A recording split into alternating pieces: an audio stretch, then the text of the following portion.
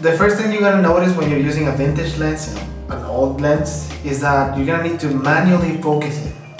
I know, shocker. It is an old lens and autofocus was not actually a thing when this little guy was brand new. So you're gonna need a tripod or a very steady hand, unlike my shaky hands. For video, this lens is great. It has a really unique bokeh, and that's why so many people love this lens. It's not going to be as sharp as newer lenses, but that's the point.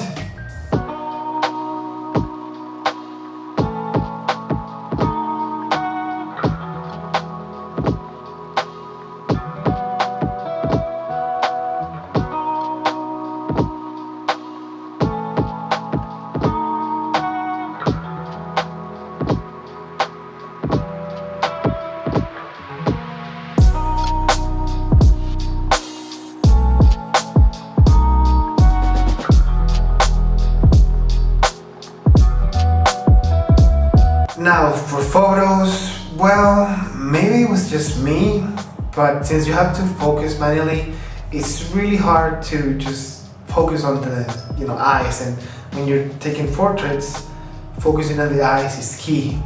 And for me, this was really hard to do. So this lens, unfortunately for me, is not something that I would choose for client work. Unfortunately, I would go for either a 50mm or an 85mm, which is sharper, and I would feel comfortable with those lenses. But for client work, for photos, unfortunately, I would say no. But maybe that was just me, my inexperience. Maybe there's people that can manually grade with this lens that have been using it for longer than I have. But yeah, I wouldn't recommend it for something professional. Maybe for experimenting, yes, but that's as far as I'll use it for photos, unfortunately, sorry. So in conclusion, this lens is great for video. If you're going for a vintage look, a unique look, then you're going to use this lens and you're going to realize that it's pretty good and it's actually pretty sharp. Not just at 2.8, but if you open it up, it's going to be pretty sharp. Now, for photos, that's a completely different story.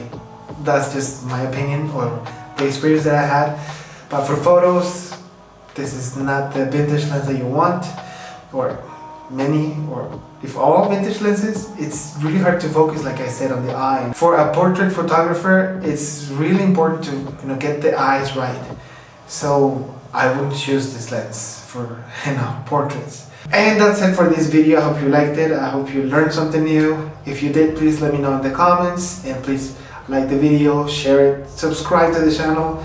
I've been getting some followers lately, some subscribers, and it just makes me really excited, to keep making content for you guys. So thank you so much for subscribing and watching the videos. Thank you so much, and I will be seeing you in the next week with another video, maybe talking about how my kit lens is the only lens that I have and I have to make it work for everything. But until the next time, take care, thank you so much, and yeah, thank you.